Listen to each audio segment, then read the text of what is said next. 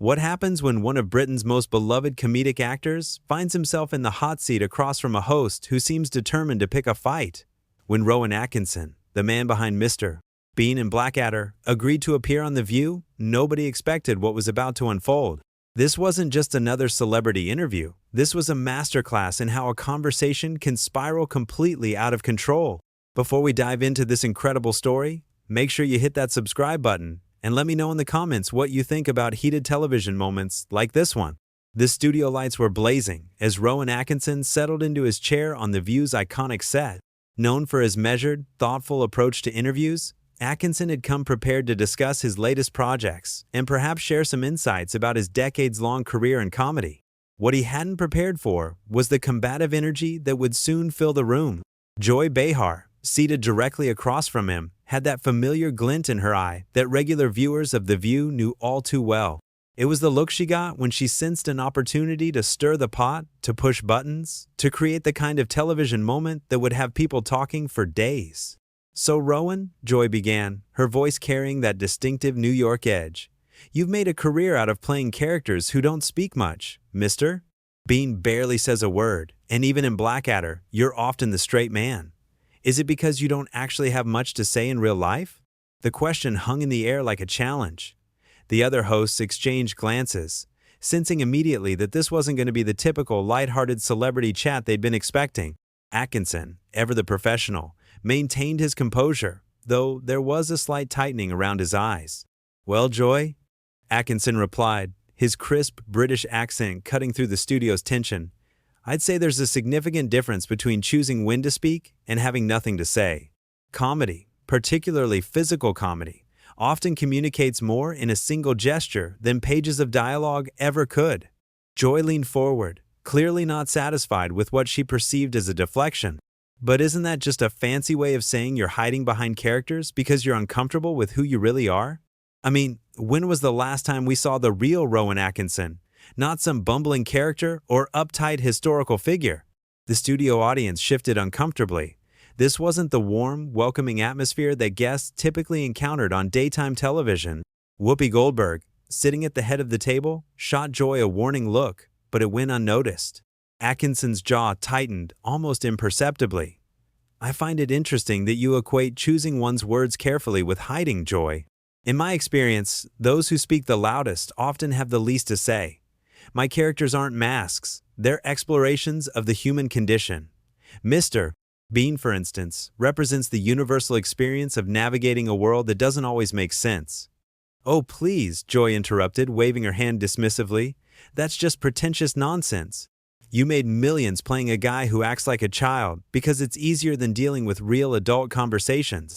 At least here in America, our comedians aren't afraid to tackle real issues, to say what needs to be said." The comment hit its mark. Atkinson's polite smile faltered for just a moment, revealing a flash of genuine irritation. "I wasn't aware that geography determined the validity of one's artistic expression, Joy. Though, I suppose, reducing complex creative choices to nationalist talking points is easier than engaging with the actual work." Joy's eyes lit up. She'd found her angle, her way to make this interview memorable. Nationalist talking points? That's rich, coming from someone who's made a career out of perpetuating the stereotype of the bumbling British fool.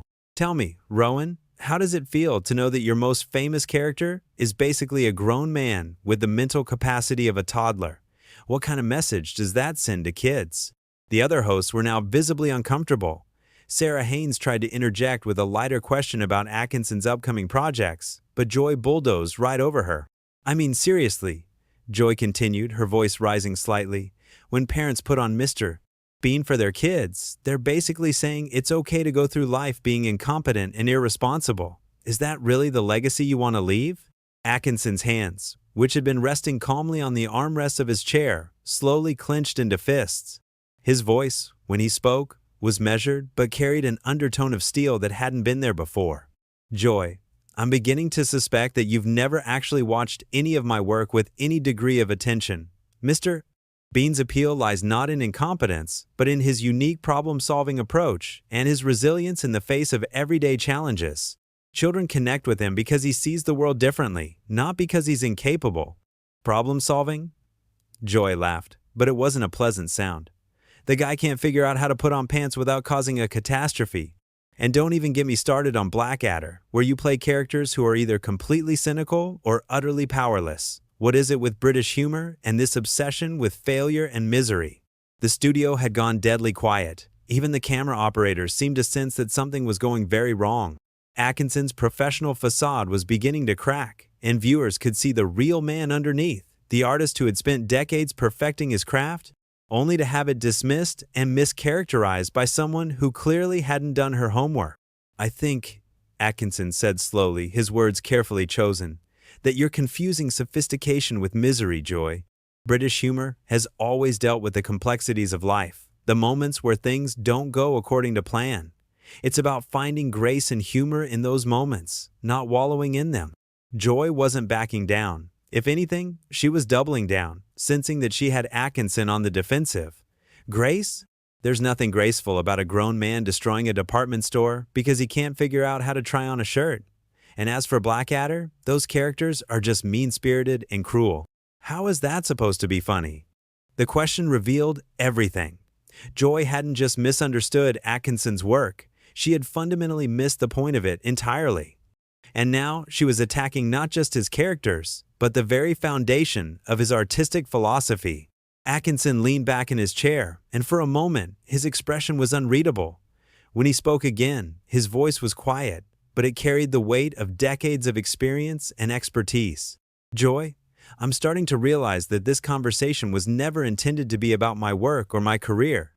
You've clearly made up your mind about what my characters represent, despite having apparently never understood them. But let me ask you this. When was the last time you created something that brought joy to millions of people around the world?" The question hung in the air like a gauntlet thrown down. Joy's face flushed red, and for the first time in the interview, she seemed momentarily speechless. But that moment didn't last long.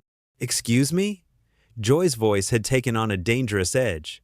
"Are you seriously questioning my credentials? I've been in this business for decades.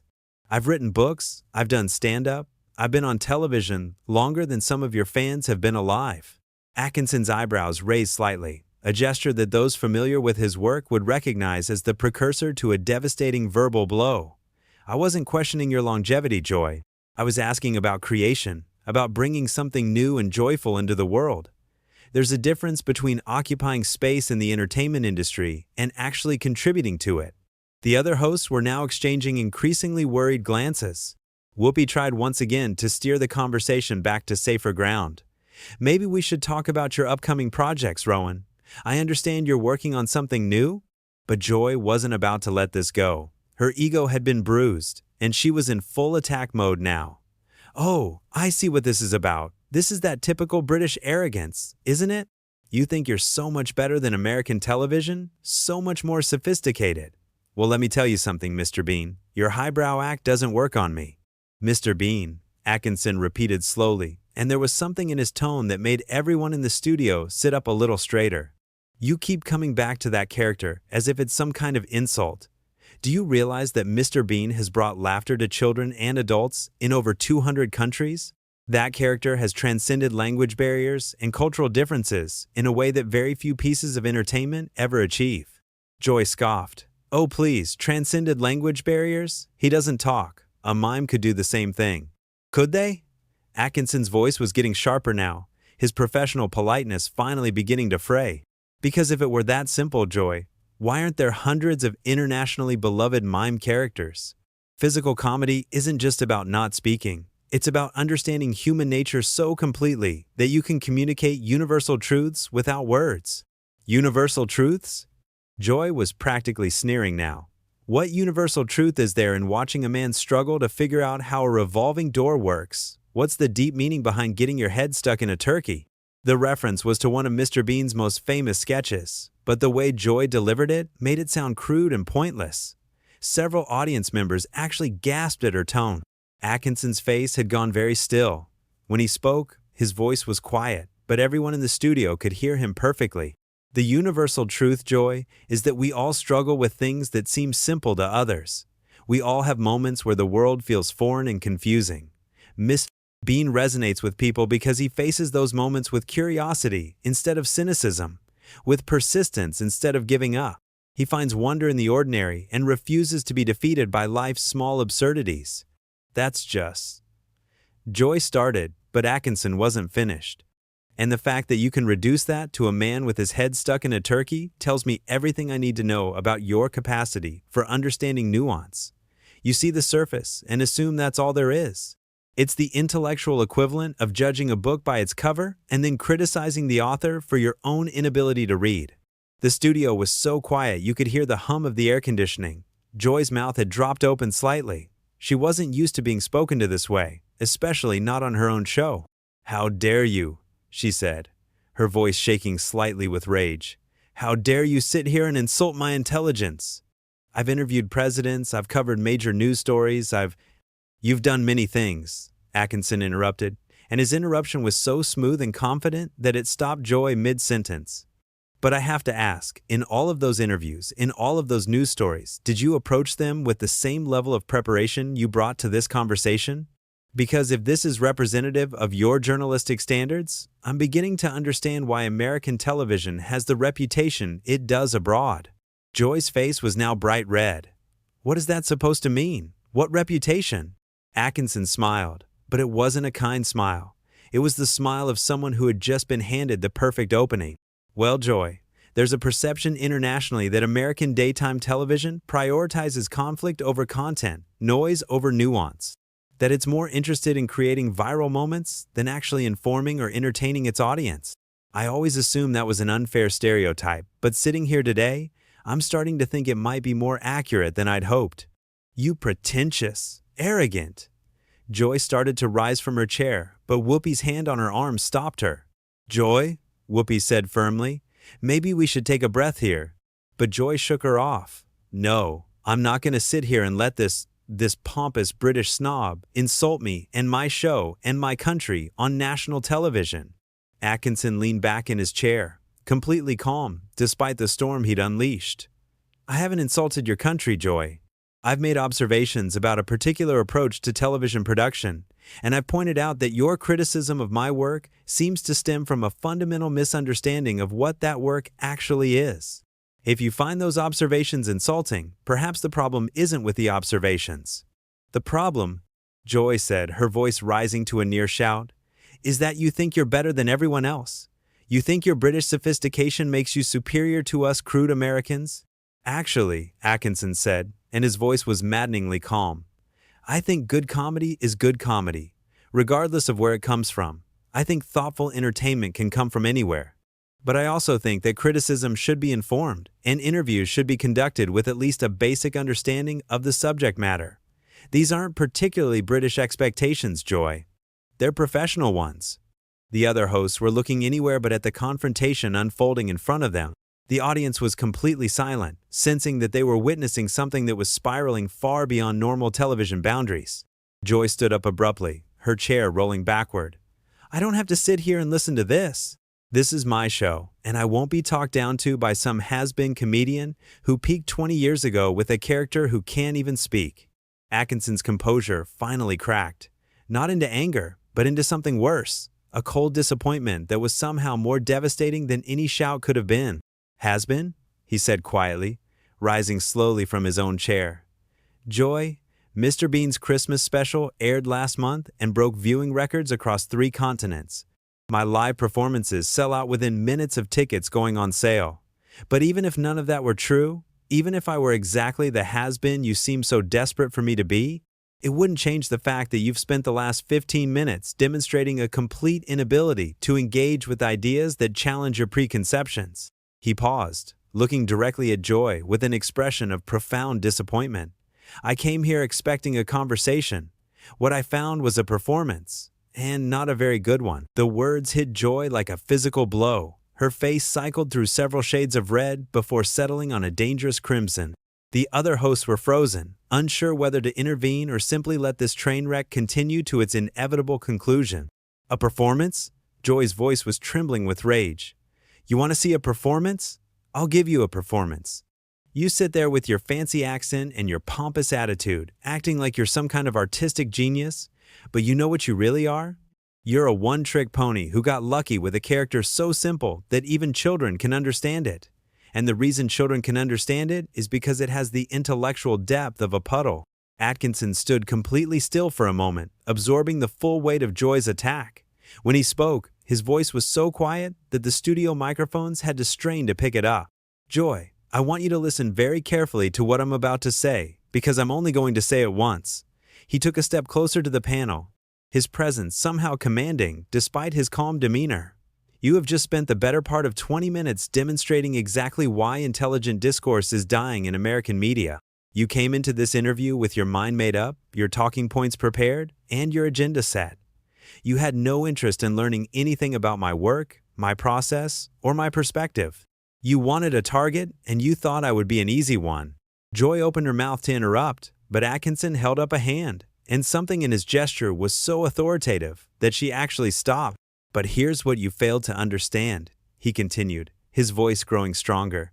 The reason Mr. Bean has endured for over 3 decades isn't because he's simple. It's because he's honest. He approaches the world with genuine curiosity, with hope, with a willingness to try again when things go wrong. He doesn't assume the worst about people or situations. He doesn't attack what he doesn't understand. In that sense, Joy, he's the opposite of everything you've demonstrated here today. The studio was so quiet that the sound of Joy's breathing was audible. Her face had gone from red to pale, and for the first time in the interview, she seemed to realize that she might have pushed too far. Now wait just a minute, she started, but Atkinson wasn't finished. No, Joy, you've had your minutes, several of them in fact, and you've used every one to prove my point about the difference between speaking and having something to say. You see, the tragedy here isn't that you disagree with my work. People are entitled to their opinions, even poorly informed ones. The tragedy is that you had an opportunity to have a real conversation with someone whose perspective might have broadened your understanding. And instead, you chose to turn it into a gladiatorial combat for the entertainment of your audience. Whoopi finally found her voice. Rowan, I think maybe we all got a little heated here. Why don't we? No, Whoopi, Atkinson said, turning to look at her with genuine regret. This isn't about getting heated. This is about professional standards and basic respect. Joy didn't get heated. She got personal. She attacked not just my work, but the intelligence of everyone who enjoys it. She reduced decades of creative effort to crude stereotypes, and then had the audacity to suggest that her ignorance somehow represented a higher standard of discourse. He turned back to Joy, who was now looking distinctly uncomfortable under his steady gaze. You called me a has-been, Joy. You said I peaked 20 years ago. But let me ask you something. When was the last time you created something that brought people together instead of driving them apart? When was the last time your work made someone smile instead of making them angry? When was the last time you used your platform to build something up instead of tearing something down? Joy's mouth opened and closed several times, but no words came out. The woman who never seemed to be at a loss for something to say had been rendered speechless. You know what the real difference is between American and British comedy? Atkinson continued, his voice gaining momentum. It's not sophistication or intelligence or any of the cultural stereotypes you seem so fond of. The difference is that British comedy often punches up at authority and power, while American comedy increasingly punches down at anyone who dares to be different, vulnerable, or sincere. Today, Joy, you've demonstrated that principle perfectly. Sarah Haynes made a desperate attempt to salvage the situation. Maybe we could talk about your charity work, Rowan. I know you're involved with several. But Atkinson was already moving toward his chair to collect his jacket. I appreciate the attempt, Sarah, but I think we're well past the point where this conversation can be rescued. Joy has made it very clear that she's not interested in actual dialogue, and I'm not interested in providing content for her circus. Joy finally found her voice again, and predictably, it was defensive and angry. You can't just walk out. This is live television. You have a commitment. Atkinson paused in putting on his jacket and looked at her with something approaching pity. Joy, my commitment was to participate in an interview, not to serve as a punching bag for your insecurities. There's a difference between challenging questions and personal attacks, between professional skepticism and willful ignorance. You crossed that line 15 minutes ago, and you've been dancing on the other side ever since. This is ridiculous. Joy snapped, her composure completely gone now. You're acting like a child who didn't get his way. This is how interviews work in the real world. We ask tough questions. Atkinson finished putting on his jacket and turned to face Joy one final time. No, Joy. In the real world, interviewers prepare. They research their subjects. They ask informed questions based on actual knowledge rather than assumptions and prejudices. What you've done here today isn't journalism. It's not entertainment, and it's certainly not professional. It's simply sad. He looked around the panel, his expression softening slightly as he addressed the other hosts. Whoopi, Sarah, I apologize that you had to witness this. You've tried admirably to maintain some semblance of civility, but unfortunately, one person's determination to create conflict has poisoned the entire conversation. Joy stood up abruptly, her chair rolling backward again. Don't you dare apologize for me. I don't need your pity or your condescension. If you can't handle a tough interview, maybe you should stick to children's television. The insult was clearly meant to be a final blow, but it had the opposite effect. Atkinson smiled, and for the first time since the interview began, it was a genuine smile. You know what, Joy? You've just given me the perfect ending to this debacle. Yes, I do work in children's television sometimes. Do you know why? Because children appreciate honesty, creativity, and genuine emotion. They don't have time for the kind of manufactured outrage and artificial conflict that you seem to think passes for adult conversation. Children understand that entertainment should bring joy, not just generate clicks and controversy. He moved toward the edge of the set, then paused and looked back at Joy one more time. Perhaps if more adults approached the world with the openness and honesty of children, we wouldn't need characters like Mr. Bean to remind us what genuine curiosity and resilience look like. Joy was practically vibrating with rage now. Fine, walk away. Run back to England where people will appreciate your precious Mr. Bean. We don't need you here. Atkinson's final smile was devastating in its kindness. Joy, the beautiful thing about good comedy, good art, good entertainment of any kind, is that it doesn't matter whether you need it or not. It exists for anyone who's willing to approach it with an open mind and a generous spirit. Unfortunately, you've demonstrated today that those qualities are in rather short supply at this particular table.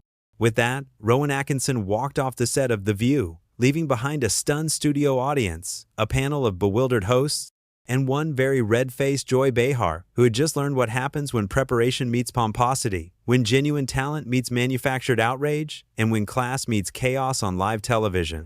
The cameras continued rolling as Joy tried desperately to regain control of her show, but the damage was done. In less than 30 minutes, she had managed to turn what should have been a delightful interview with one of the world's most beloved entertainers into a masterclass in how not to conduct yourself as a professional interviewer.